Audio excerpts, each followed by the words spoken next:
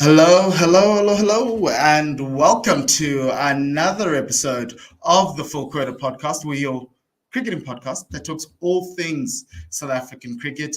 We're in a feast of cricket right now. We've got the CSA T20 Domestic Challenge. The knockouts reached the semi-finals. The Eastern Storm made it to the final, so I'm a little bit happy about that. We've got our women playing in the World Cup semi-final today at 4 o'clock. So hopefully everyone will stop what they're doing at 4 and do that. And when you listen to this or watch this later, you'll know the score. So either you'll be celebrating or you'll just be not so happy. But I think we have a really great show today for you in store. But before we do anything, please follow us on X. We're live on X. We are on YouTube as well as Apple Podcast and Spotify. If you want to listen to the audio version to this, because I'm a big audio person and we are building a nice little following there. So thank you very much for everyone's support. And on top of that, please help. And you can buy some coffee. I'm trying to get that. Yes, you can buy some coffee at buymecoffee.com for Quota Podcast. Tim, how are you doing? Nice shirt. You've decided to come to my side of the world. Yeah, I think it's appropriate for the guests that we have to be professional, dressed up smart for the occasion.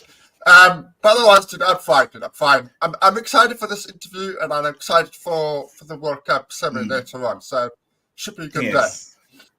Yeah, so I'm excited, and I think the guest we have today is going to talk to us about the women's game, the pipeline, and everything else, because he's our director of cricket. I've been a massive fan of him. I am a Lions fan, so I've watched him from afar and been thankful for the work that he's done for us. But I'm happy now that he's at CSA, and so that's also really, really amazing. So let's bring on Enoch Nkwe, director of cricket of Cricket South Africa. Hi, Enoch. Thank you very much for joining us. Yeah, no, thank you. Thanks for inviting me to the show. It's really exciting to be here, and I'm excited. I'm looking forward to the next 30 minutes or so. So yeah, thanks for the invitation. Yeah. Yes, no, thank you, Coach. It's interesting. I think a lot of people. I think the first question for me was I think about this interview was a director of cricket. If you can give us in a nutshell what your job is, because we've heard all these stories about directors of football. I'm told that a director of football, does the line. He recruits the players. He tells from top to bottom how you're supposed to play your football. Is it the same in cricket or is it slightly different? I think you're spot on. Yeah, look, in our world, meaning in the South African world, and I think globally as well, because I know when you speak about football, I read quite a lot as well. I do a lot of research, especially when it comes to this role. And in football, having reached out to a couple of people in Europe, different parts of the world, it is still something that they're still sort of trying to define it, but what my understanding from it is that in football terms is basically how it gets defined is per club. It's how the club sees the position fit into their strategic approach or whatever it is. So yeah, but ultimately in general terms, it is obviously number one priority is to ensure and support the coach or build a strategy and recruiting the coaches, the players, and that basically will win and dominate, whether it's the league or Champions League or whatever it is, so whatever the goal of the club is, but also to define the playing philosophy. So you basically take ownership of, implementing the playing philosophy, and hence it's important that from a recruitment point of view, you bring in the right type of people that fit into the club's playing philosophy. So it's similar in cricket. It is a new position in South African cricket, So the main thing obviously has been about the Proteas. So I'm really 80% of my work is really being responsible for our national teams, the Protea men, Protea women, coming up with a strategy in terms of how we're going to win World Cups. And now that we have an ICC event every single year, basically 2 ICC events, it is quite a bit of a challenge, but a very exciting challenge. But on top of that, obviously player recruitment, which mean in our world is player contracting. So national player contracting becomes obviously the main thing from my side, and obviously the coaches, but then and the play philosophy, so we also have that from a South African contest point of view. So, and then we take all of that, we filter it down into our domestic system strategically, and then see if we can all align, because we need our domestic structure to support us, as they are a strong feeder into our national team. So yeah, so in a nutshell, that's pretty much what it is. Obviously, there's a lot of nuts and bolts that goes into it, but ultimately, as a director of cricket, I get judged on the performances of the national teams, both men and women. Now that we have obviously a Vision 2027, which we're going to be hosting the Cricket World Cup, that basically has become a 5-year plan when I started, but now obviously 3 years to go, and that's how I'm going to get judged at the end of the day. But like I said, ultimately, the national team is my biggest responsibility, and then everything else, obviously, that especially the high performance, I do oversee with domestic cricket, speaks to the high performance as well. And yeah, hopefully I explained it properly. I think you've done a great job. And I think it's quite important to outline that. And I think obviously today's conversation is the women's plans and how that's going to work. So we're gonna probably call you back to just outline where you are in Vision 2027. But I think you've outlined quite a lot, and it speaks to what I think any football lover or football fan would understand what a director of football is. It's actually quite interesting. It is. Yes. Yeah. No, it is. It is. In football, I mean, they call it all sorts of positions. They call it a sporting director. They call it a technical director. They call it a director of football. So it depends where you're at. In different parts of Europe, they use sporting director, football technical director. In America, they will term it completely different. It's general manager. Director of general football minimum, whatever it is. Yes. Yeah. Okay. So, just to go onto our mostly what our discussion will be about. We've had Tanisha who on here for 3 times now. The first time was about 3 years ago, and the transformation of women's cricket just in those 3 years that she's been able to outline to us has been quite extraordinary. From semi-professional right now to where we are in the professional setup of the Hollywood Bets competitions. From your perspective, how has women's cricket from your position where you are now changed in your 2 years, and how important has that been for the women's game for where we are now, particularly with the Proteas women with their game this evening? Yeah, it's a very good question. Yeah, look, from the moment I started as a director of cricket, luckily I've been in the system for some time.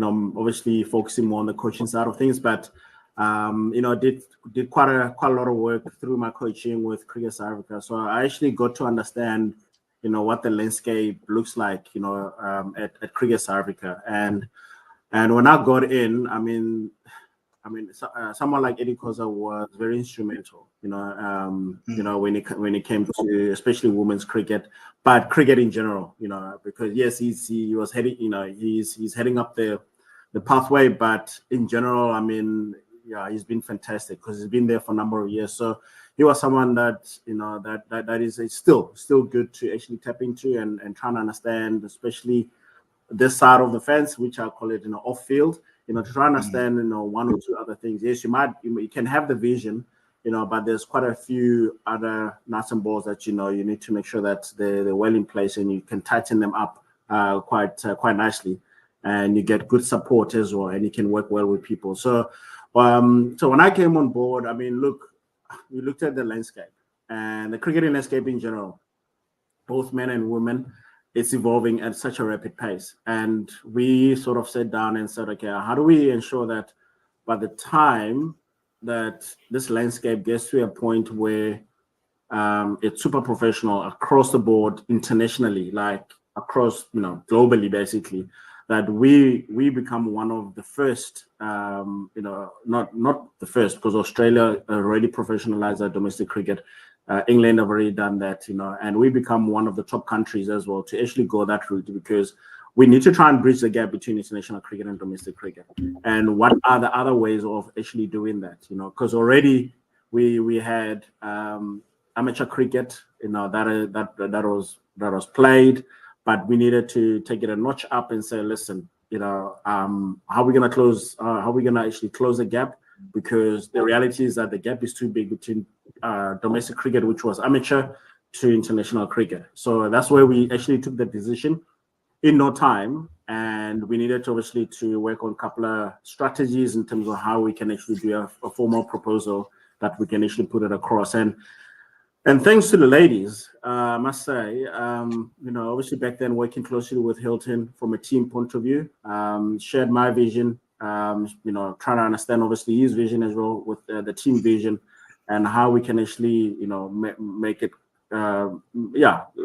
make it become more reality. And we did identify 2023 T20 World Cup at home, to almost like a point for us to take off and take women's cricket to the next level, because it was an opportunity to even create a bigger awareness, but not only from a team point of view, but generally outside of that, including Masi, obviously Puleti, and obviously Eddie Koza, who's been basically managing and leading the women's space for a very long time with Coach Hilton. So, and we identified that as a grand opportunity at home. And thanks to our ladies, they actually, when we actually sat down with them, we didn't have a lot of time. It was literally, I think, about 6 months.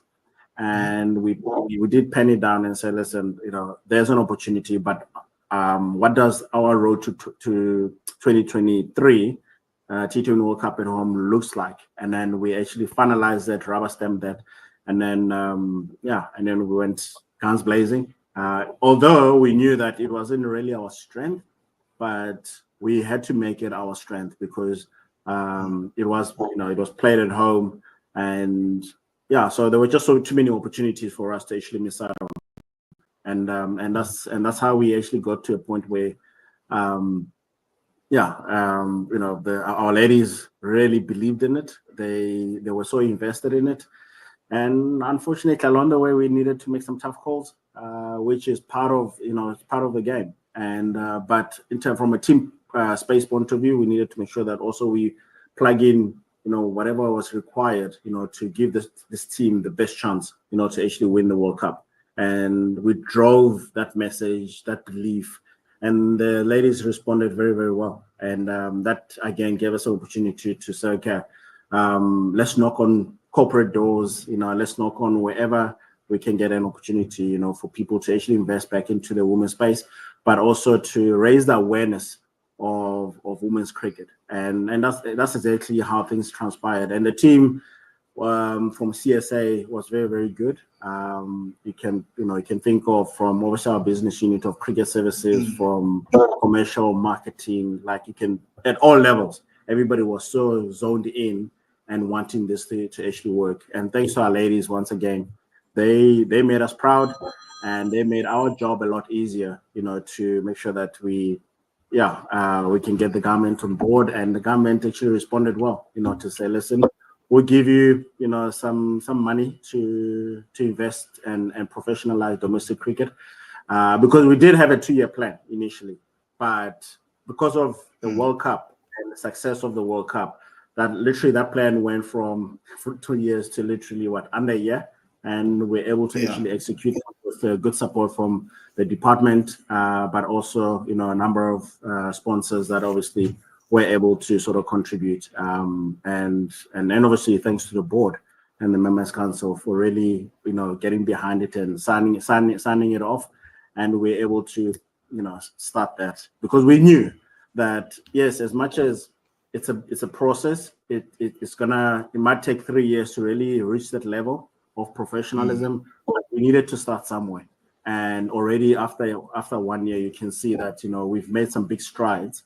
In making sure people, not only players but the support staff and everybody else involved in women's cricket, that how to actually professionalize this game and to ultimately to help our players, to try and bridge the gap between domestic cricket and international cricket, because that was a bit of an issue before. But you can see there's a better understanding now in terms of what is actually required to play international cricket. Because even when the players go up, they get exposed to the Proteas environment and they see that, okay, I need to go back to domestic cricket and do X, Y, and Z. But now those resources are available for those players, where before it was a bit of a challenge. But now those resources are available for players, and they're able now to upskill themselves and get even closer and closer. So, yeah. Look, I like what I'm hearing, and I think your plans are essentially where we love the game to go, and we are happy with the Hollywood bets coming through. We're happy with the department coming and ensuring that professionalization takes that step, right, of the domestic game into the international arena. Do you look at it in World Cup cycles, or do you look at it in a longer thing? Because we're sitting 2 years after our World Cup, right? And to a certain extent, there's gains we've made off the field. But on the field, it's been a little bit turbulent, and there's been a lot of movements and everything else. And obviously, we've got a new coach. But fundamentally, the question for me is, are we still on track into and where's the end goal for the women's team, right? We're playing Australia for the third time in a T20 World Cup in the last 3 editions, and fundamentally, as the lights go off in my room, fundamentally the question for us is, are we seeing improvement? Are we seeing a pipeline of players coming through? Because there have been some players who've left, and there have been some gaps that we need to fill. And obviously, speaking to Coach Tanisha, she's trying to do her work there. But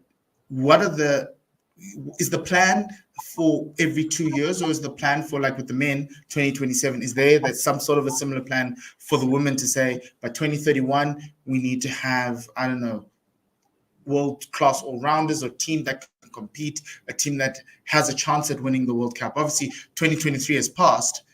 That was a team that was built over 13 years. What's the plan going forward with this new group of players?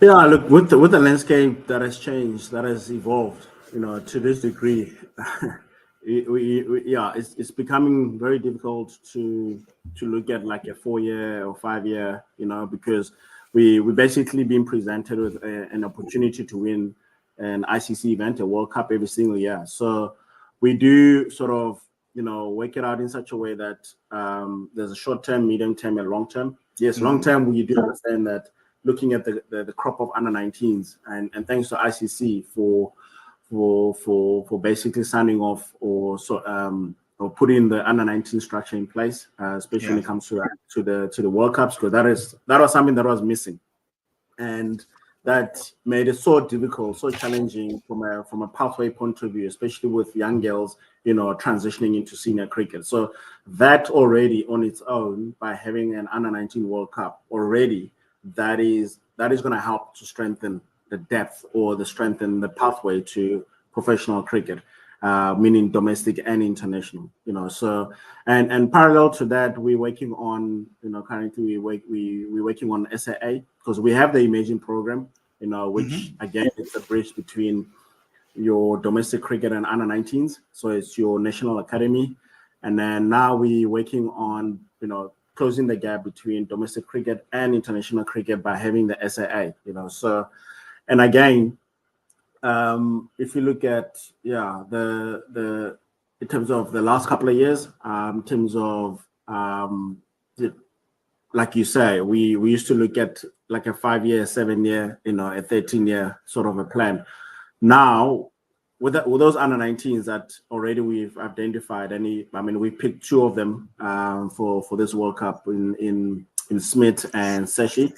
And we're basically saying that, listen, yes, you're still eligible for under 19 cricket, but from a long-term point of view, this is what we're looking to do. This is our investment. But from a short-term point of view, It is a team that is in transition, but we still have the likes of Marizan Cup and who have agreed obviously a 2-year contract, and obviously the longer we can have in a space to help this new generation of players really to solidify themselves at international cricket, the better for the system. But we do understand that it's going to come some point where 1 or 2 other players will transition out, but at least the core, it is actually growing, and the core is being exposed to let me call it a new DNA, meaning sort of a new belief system of we can get to the semi-finals, we can get to the finals, we can actually win this, we can actually win World Cup, and that has been the exciting journey over the last sort of 2 years, and what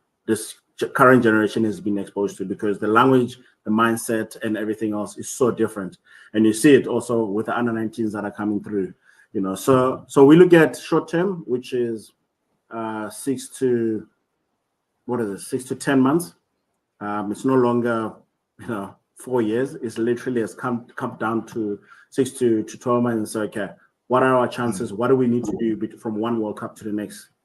So after last year's World Cup, we knew that we're losing some key players.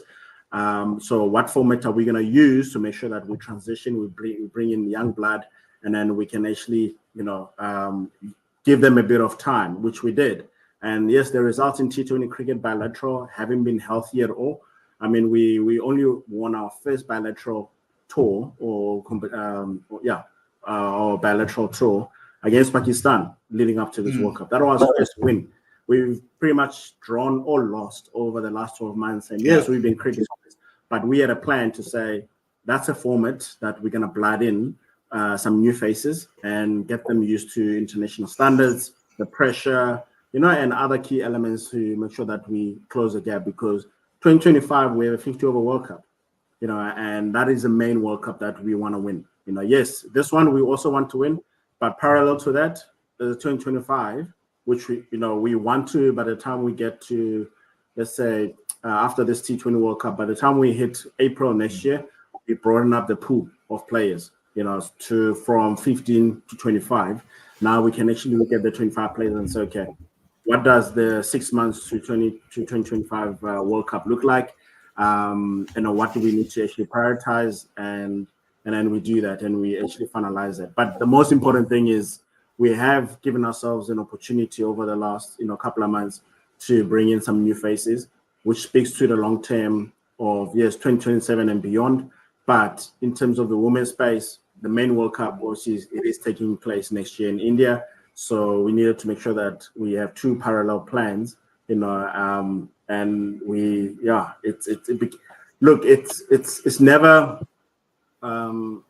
it's never easy, because our stakeholders, our fans, everybody else, they want a winning team at all times. To try and explain it to fans, everybody else, it might not make sense, but internally, how we've gone about our processes is making good sense, because otherwise, we wouldn't find ourselves in this position that we're playing Australia today in the semi-finals, and whoever thought after, an 8 months process of basically lose or drawing, that we'd actually reach the semi-final. So we actually said result is not going to matter. The most important thing is the growth of our players. And we will go to the T20 World Cup and give it everything, to try and win the World Cup. If that doesn't happen, the main priority obviously is 2025. And then from 2025, the next 50 over World Cup is going to be 2029. And then we'll come up with a new strategy in terms of, okay, how do we ensure that this young generation, by the time they hit 2029, they're well experienced, they're well equipped, they can actually win that World Cup. What do we need to do? Where are the opportunities? And then we actually, then we look to execute. So like I said, ultimately we look at 6 to 8 months. It's the same in the men's space. It's no longer a 2 to 4 year, but it's basically 6 to 8 months, when it comes to world events. And there are going to be some world events where we're not going to do well, purely because, we've had maybe a massive transition phase, we needed to, maybe we have a bigger percentage of some new players, that are going to be exposed to the World Cup platform, if I may put it that way. So, yeah. That's really good. You've put my mind at ease because there were several things there that you mentioned that Janetta brought up. Things like the A setup. I'm glad that that's in the pipeline. That's great to hear. To bridge, as you say, to bridge that gap. Just to take it back to the domestic setup. So you said that there was a 2-year plan, but after the World Cup, it had to be quickened up because of the success of the last World Cup.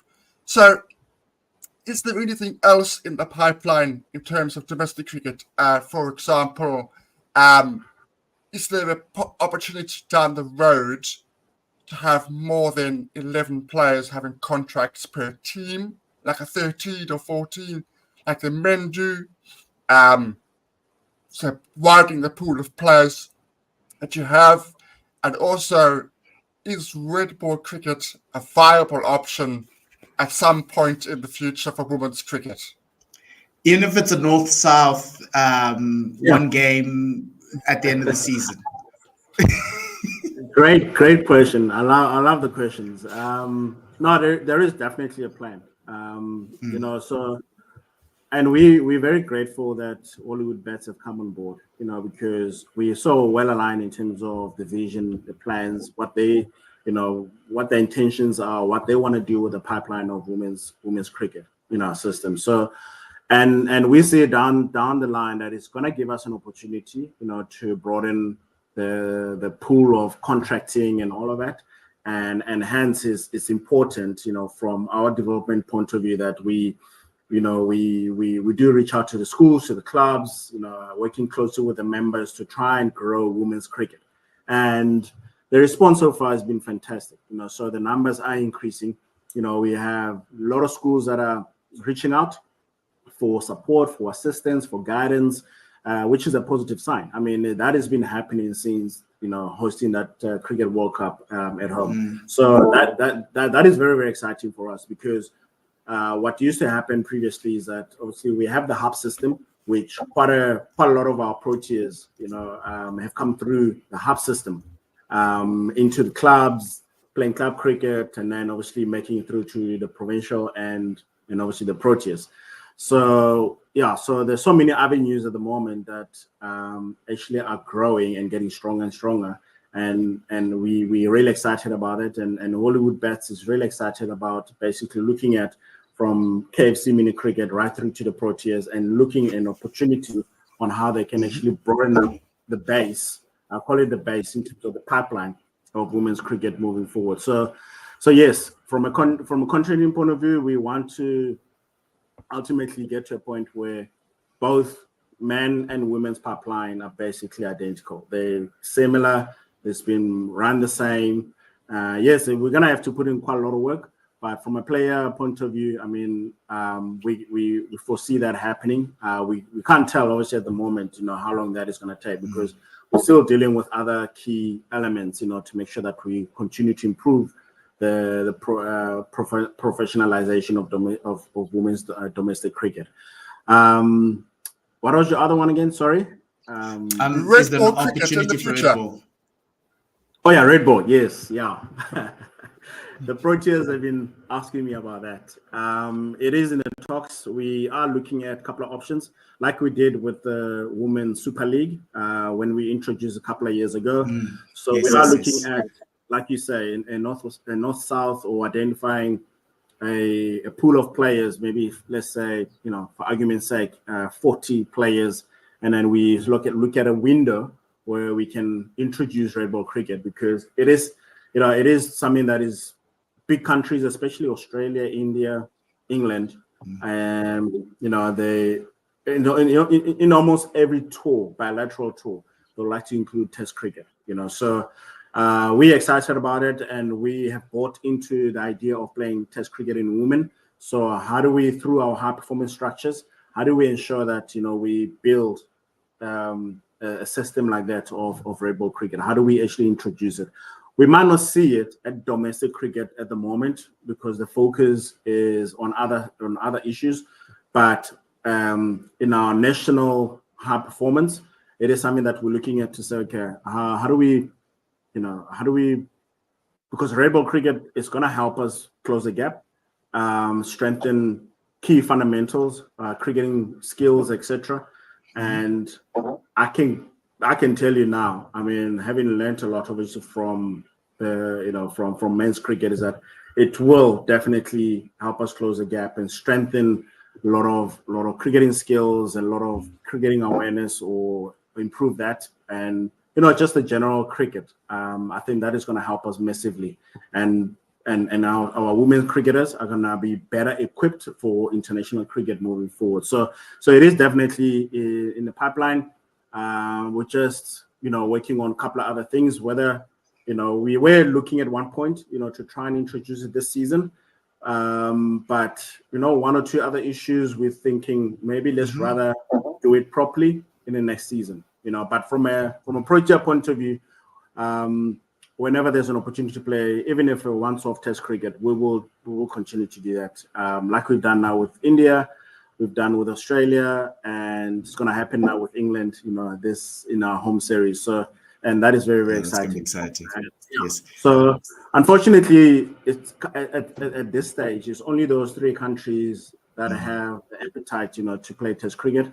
Other countries are not quite there yet, and we're hoping down the line that from a global point of view of women's cricket, that other countries can actually join in and play a bit more test cricket. But from our point of view, definitely we need to build a good feeder system, especially when it comes to red ball cricket. We are looking, like I said, at a 2-day or 3-day. We're not going to go straight into 4-day cricket. No, we need to sort of give them a taste of what it is, what is actually required, to bat the whole day, to bowl 3 different spells in one day, etc. So there's so much that obviously the system will have to learn when it comes to women's domestic cricket, and also it will help our Proteas cricketers to develop their red ball cricket even further by being exposed to that level of opportunity at domestic cricket. So we are looking at definitely a window to be able to do that, and if we can find a window where the thing is, like I said, we are looking at a window because there's also another opportunity of the SA20 women's. Yes, that it's very close. It is good news. So we're looking at that. We pretty much have an idea when that is going to happen, because obviously the men's SA20, and then we're looking at our domestic, 50 overs and T20s, and we want to improve that, make it similar to how the men's are actually running it, and then we say, okay, where can we find a month of red ball cricket? Even if it's just 3 weekends, where we can actually go red ball cricket with identified elite players, and then and then we play that, and then let's see where it actually takes us to. But the first step is going to be doing it through high performance. Okay. No, thanks, Enoch. I think, mindful of the time, I've got one more question. It should be a quick one. And like all you've said to us is amazing, and I think our fans and our listeners and our viewers are going to be happy with the things that are coming up, and that SA20 thing is. But we'll keep it here amongst the family. Anyway, as the director of cricket, you have a vision for the brand of cricket we'd like to play. For the Proteas women, can you articulate to us what that brand is? Yeah, it's the same. It's the same as the men are taking brand of cricket.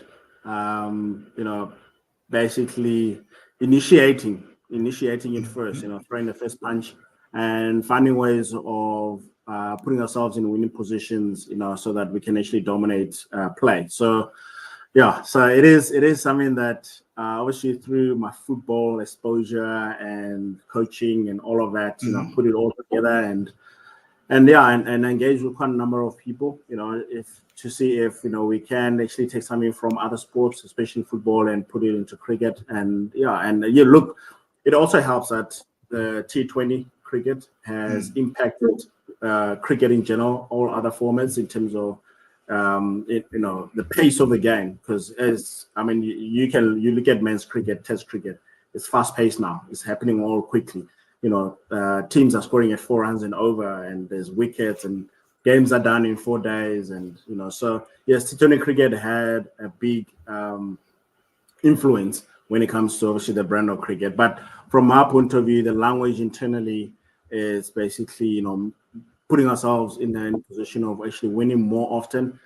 So playing that attacking brand of cricket, moving the game forward, so which obviously does, we have to look at how we now going to coach our cricketers moving forward, how we're going to train, how we're going to do a whole lot of stuff, to make sure that our cricketers are fully equipped and very confident to be able to take it out there in competition and execute those skills. So, and you've seen it in men's cricket, and you've seen a glimpse of it in women's cricket. I mean, if I think of a T20 game in India where we scored close to 200, I think we scored 190. That was one of sort of the signs to say this is how we want to actually play. And we're working on making sure, especially our batting coach Bakir is working hard in really driving that, with our players. And so hopefully, our ladies can actually display something unbelievable, tonight against Australia, and then actually take us over the line. So in a nutshell, that's pretty much what we're looking to drive from a playing philosophy point of view. It is something that is still fairly new, in our cricketing space, and the ladies are from a ladies' point of view, they're very excited about it because it's almost like gives them a new perspective, and new energy as well. So they want to win, and that's how they've been responding. And now we need to filter it down into our domestic, and it's something that we engage year in, year out with our domestic coaches, so that we all align and there's a better understanding in terms of our playing philosophy and what is required. How do we ensure? How do we support our domestic teams? How do they support us to ensure that ultimately they produce that type of cricketer, that can execute that playing philosophy? And that makes sense, and it's exciting because I think it is about landing that first punch, and we hope that they do this afternoon. I'm tired of losing to Australia in a World Cup, especially for this women's team. We've had lots of heartbreak from them. But Enoch, thank you very much for joining us, sir. We really enjoyed talking to you and getting an insight into what you do and what's happening, what's in store for women's cricket in South Africa. And I think Tim will agree with this. I think we're in the right direction, and this semi-final is another step forward, a massive step forward in helping grow the game, the women's game across the country. Thanks for having me on the show, and we'll do our very best every single year to get to the semi-final and finals, and we'll obviously win the World Cup. But the ladies, I must say, they're in a good space, and they're looking forward to this afternoon. And thanks to everyone. I mean, all of this wouldn't happen without all the support of the country. Obviously, all our key stakeholders, everybody that actually believes in this team in particular. And this team has achieved something that it has never achieved, a South African team has never achieved before at senior level, which was done last year. So that there's that belief now that, it can be done. It can be done. I know the under-19s did it back in 2014, but at senior level, they've got that belief that, they can actually do it. And we have a grand opportunity tonight, to go over that hurdle and then look forward to obviously the next opportunity. But thanks again for the opportunity to be on the show, and thanks for everything that you do for women's cricket in general. And thank you very much, Enoch. Yes, thank you, and have a great day, sir. I will do. Look definitely. to see each other in the circles. No, we will Sure. definitely. We'll be back in the country very soon. So That's great. Thank you very much. Awesome. Have a great day. Yeah, thanks, guys. Bye. And there you have it, everyone. South African cricket's in a good place too.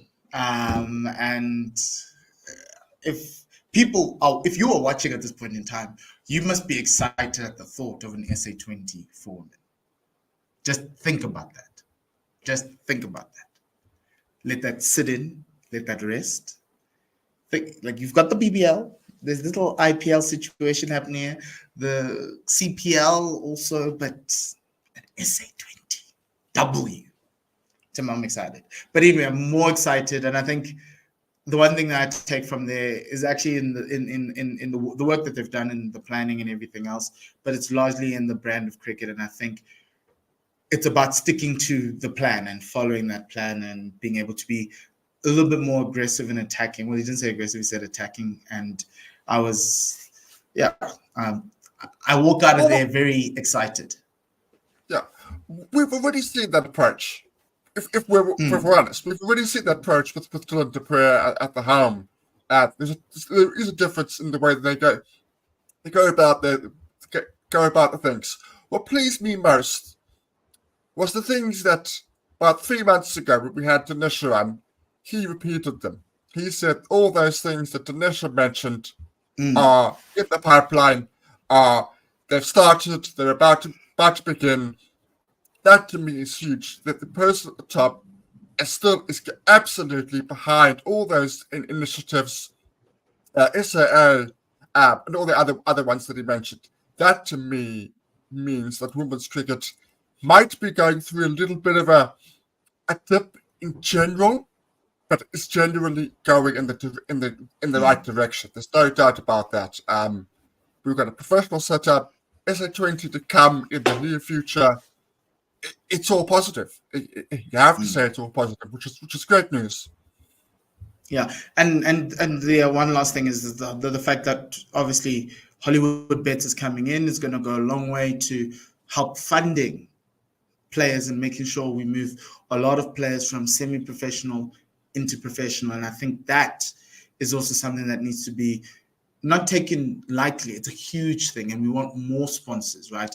My dream is the domestic setup to be able to pay for itself through sponsorship and broadcast rights so that the domestic players can also, that burden moves off of CSA, and now you can make money, right? And instead of, getting grants from CSA and getting payments every month, which is fine, and every other federation does it. But this step with the Hollywood Bets could lead to more sponsorship and everything else. And what's important is if tonight goes well, Tim, if we land that first punch against Australia and Alisa Healy's not there, I don't want to pray for injury on someone, but if Australia just doesn't come out right and we just land a few punches on them, there's more money that's going to come in, and that's what a winning team does, and that's fundamentally what our women's team is doing in these tournaments. The bilaterals, yes, we didn't do well, but we're sitting in the World Cup semi-final with the potential of beating 7-8-time world champions, and but really excited about that. And I'm great. I'm ready to watch the game now. It's good vibes. It's all good vibes. Sure. Exactly.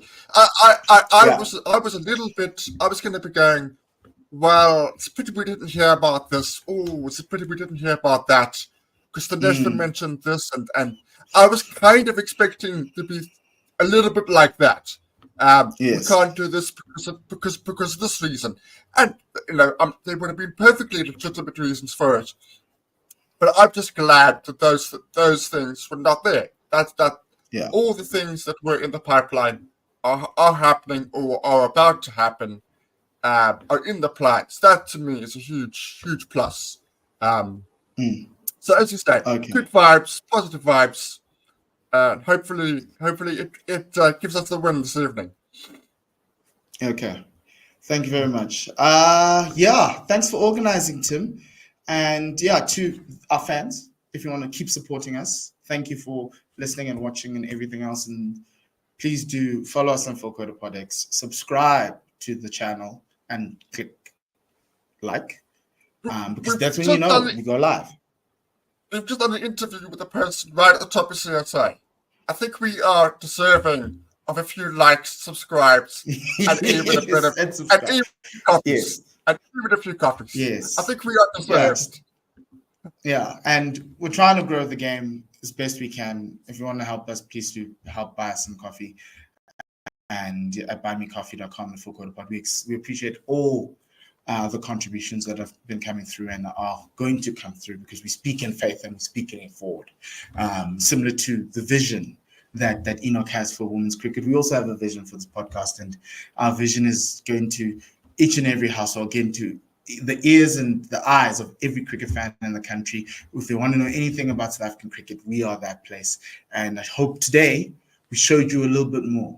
But fundamentally, good luck to the Proteas women. When you watch this, or it's either now or the women will have played. So good luck and well done, or commiserations to the Proteas, but it's mostly well done because we've got a final to prepare for. But that's me speaking in faith. But good luck to the women and everybody. And Tim, again, my friend, thank you very much for another beautiful day on this podcast. And outside of that, from us here at the Full Quarter Pod, it's goodbye and lesale kakahiso.